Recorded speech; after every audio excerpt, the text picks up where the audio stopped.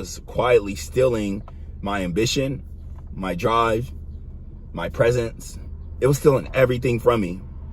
And I think the heartbreaking part about it was I thought I was showing up better for my kids, but the antidepressants for me, it made me disappear as a dad. I was there, but I really wasn't there. I would give my kids, the few times I would be able to see them and work things out with their mom, I would tell them like, hey, daddy got to go home and take a nap. And I would sleep half of the day, to the point where my daughter is waking me up like, hey, dad, we almost got to go back. Are you okay? Like, do you not feel good? And it got to a point like where my kids could tell that I was losing my ambition. I stopped performing super crazy at work. I wasn't that high performer. Things that would go left, that would make me drive a little bit harder or drive business because I'm in sales, those things would go left and I would just be like, okay. And I started really noticing through a lot of small decisions and a lot of small feedback from people that I was losing my edge.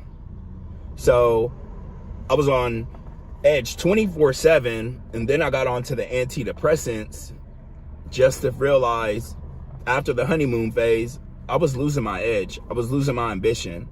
I was losing my drive that made me who I was. I was losing my ability to be resilient. I could take any punch and bounce back. I could go through anything and know how to make it leverage for me to get into a better place. But once I got onto the antidepressants, it was like that was non-existent. I felt like the antidepressants took a lot of my personality. It took a lot of my morals, my values. I feel like I was like quietly quitting. And I'm just saying this is for me, but I felt like I was quietly quitting for a lot of the time that I was on antidepressants, and that's what made me had to get off. And like I said, like I noticed once my kids were like, hey, you're sleeping a lot, Dad. Hey, are you okay? Because they know how I'm wired. They know I'm go, go, go, go, go. And I had to get to a point where I had to realize that like, just because I'm go, go, go, go, go, I had to be able to separate from when I'm on the edge, go, go, go, or when I'm just go, go, go, because that's the type of person I am. But I think that's one thing that we have to do is like, I promised myself I would never become the comfortable person. And when I was on antidepressants, I became that person. And don't judge me. I always used to be the person like walking around. I'm like, I don't see how people can let themselves go, or like, I don't see how people just don't care about certain things, or they just like live life carelessly, like they no drive. And antidepressants, I felt like was God's way of humbling me and being like, hey, bro, you're going to be this person for a while. And when I got on antidepressants, now I know how people can get super comfortable.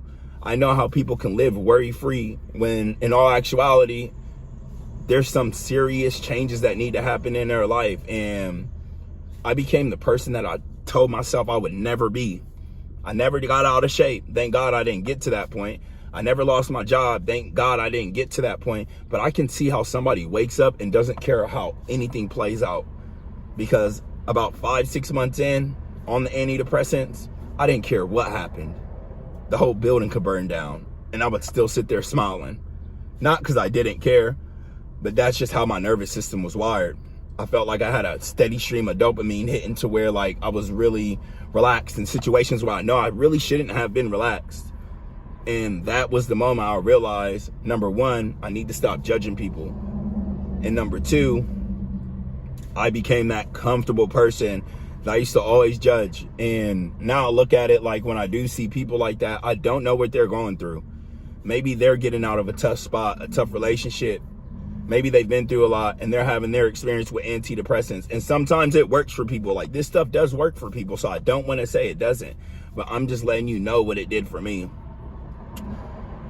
Getting off wasn't rejecting the help that it was giving me. Getting off was me being able to show up authentically as myself, for me, for my kids, and the community that I have around me.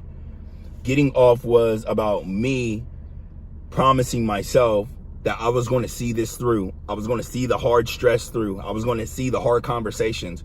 And I needed that break. It did give me a break from the pain. And it allowed me to come back and really start addressing stuff. Because I always thought like, oh, what if I could just shake this pain? To be honest, brothers, you need that pain. You need that pain. That pain shaped me and it molded me into who I am today.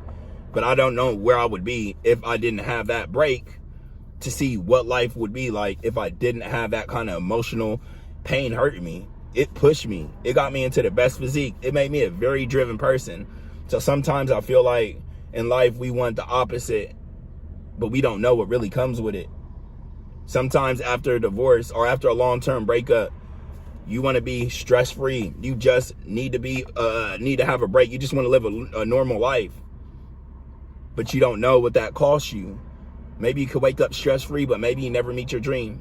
Maybe you could wake up stress-free, but maybe you're working at McDonald's for the rest of your life and you die there. And your kids have nothing to take on to the next generation.